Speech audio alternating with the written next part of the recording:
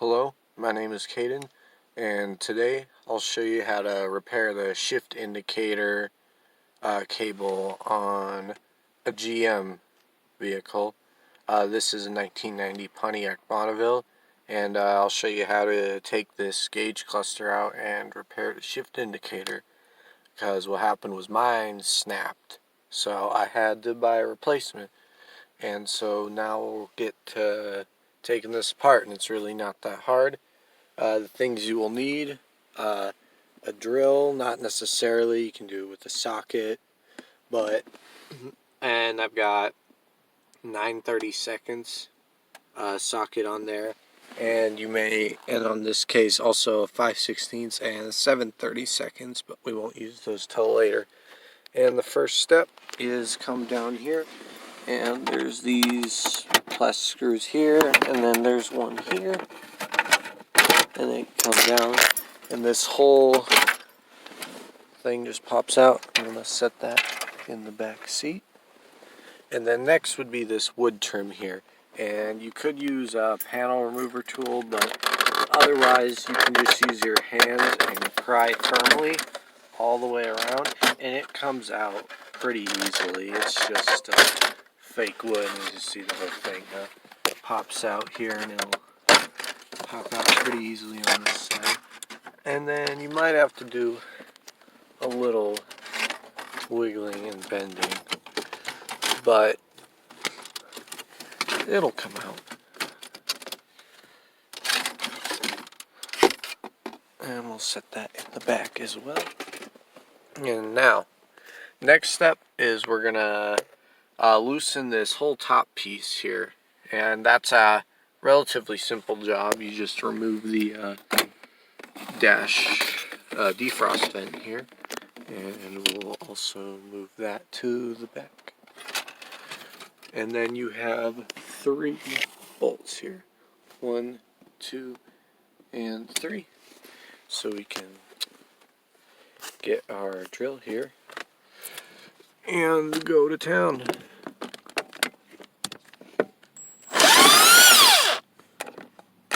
And that's 1. Like I said, this is a lot faster with a drill. And 2. And we'll come over to the 3rd one.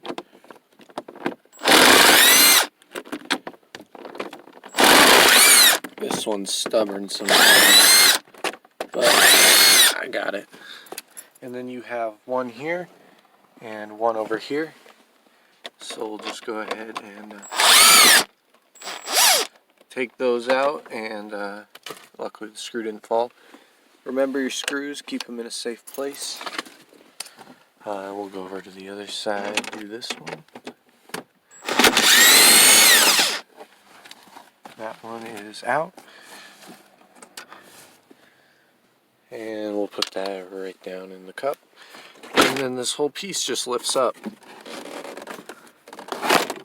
And you can prop it up over the steering wheel. There's just a section that stays put in there. I'm not sure quite how to get it out anyway. And then you'll probably just want to pop your screws out so you can realign them later. And so there's what they look like. They're pretty easy to tell apart. Then you can see all the bolts that hold the gauge cluster in place. So we'll just go ahead and take those out. And there it goes, falls onto the floor. I'm doing this one-handed, so I'm taking risks. But there is 1 and 2, if you can fit the drill in there, which you can. Alright, there is 2. And then there's a 3rd one here. Gonna switch hands.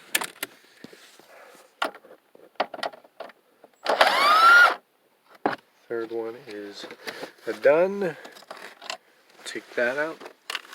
And then to get to this one here, you got to remove this headlight switch, which isn't really that hard to do either.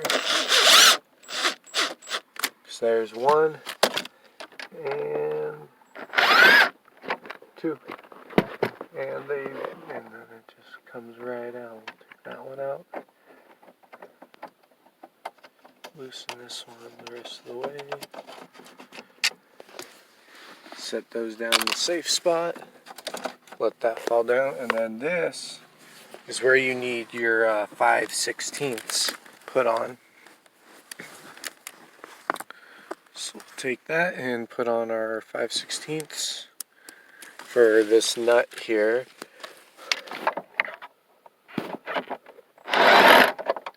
If you can get your socket over it all the way.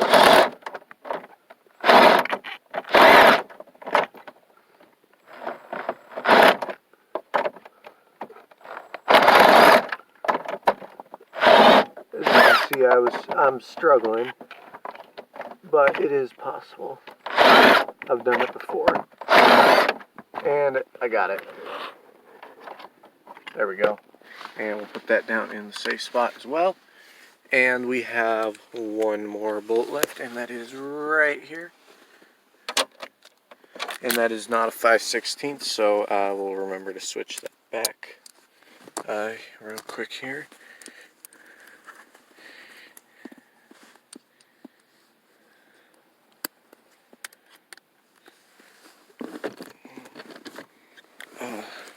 There we go. And take this out. This one's always a pain to get out every time I do this, which has been too often lately. But I got it.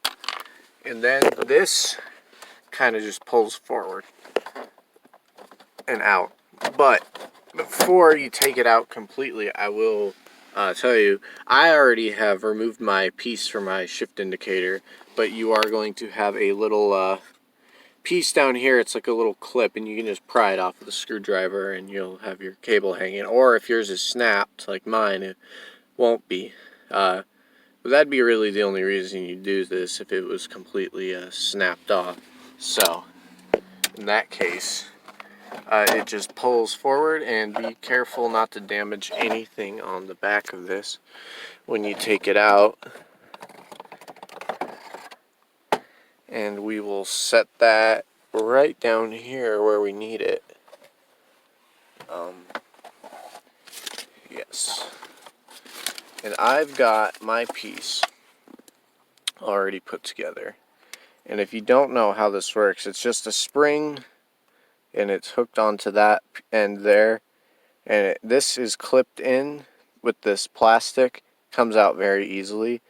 And the wire here is attached through a little, just a slide. You can pull it out if you just give it some muscle or use some pliers. It comes out very easily and slides through another slot here.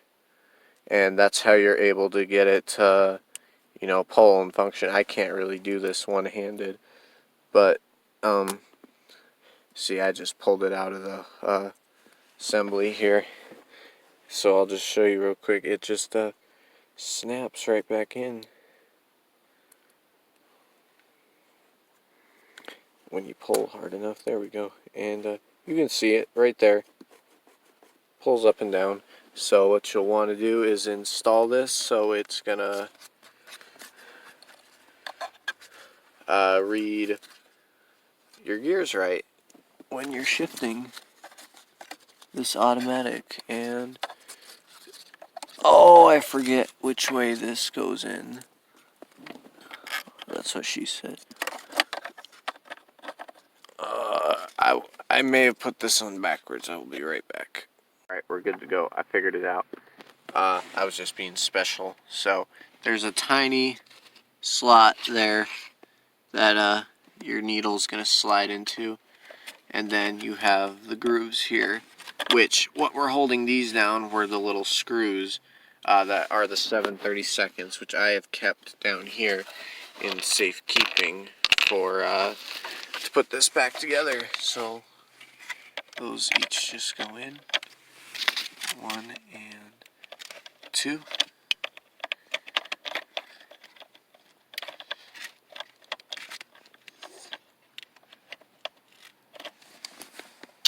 And then you'll just want to screw those down, and I'll get back to you when I do that. Alright, as you can see, I have done a little bit more. All I did was put the gauge cluster back in with our new piece and the top part, and bolted it down, which I don't really need to show you that. You just took it apart already, so install is reverse of removal.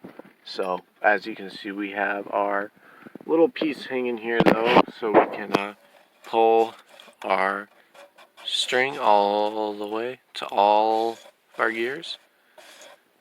And so the last thing we'll have to do is just realign this, and unfortunately the only real way to do that is you have to lower this piece here, but it's not that hard. There is just 4 screws that hold it in. One is there, although you'll want to probably tilt the steering wheel down to get to this. And this thing goes really far down. And not down. We'll get that one right down there. And get just enough of it to get it out. Just like that. And then we'll do the same for this one. And I am going to switch hands here.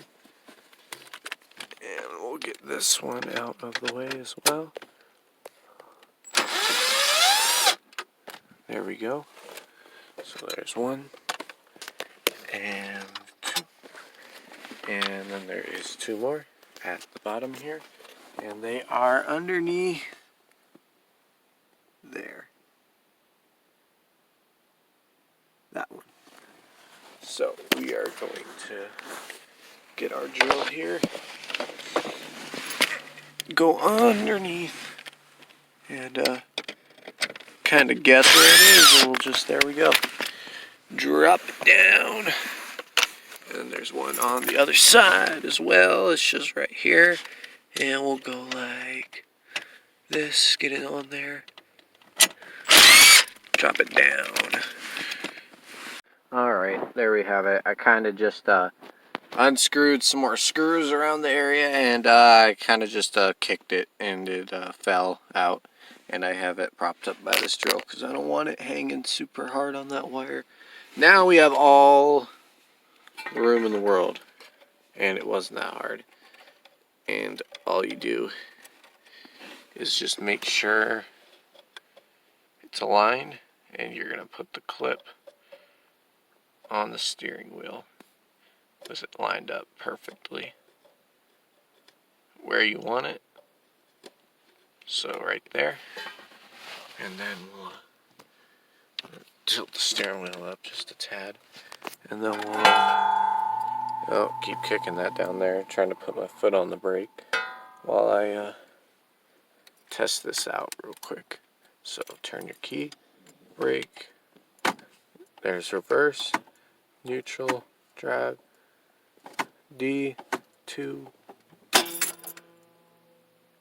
and the string fell off the side of the column. I was afraid that would happen. There we go. If it's not clipped on all the way, it'll do that. We'll try that again. Reverse, neutral, drive, D, 2, and 1, and we're good to go. 2, D.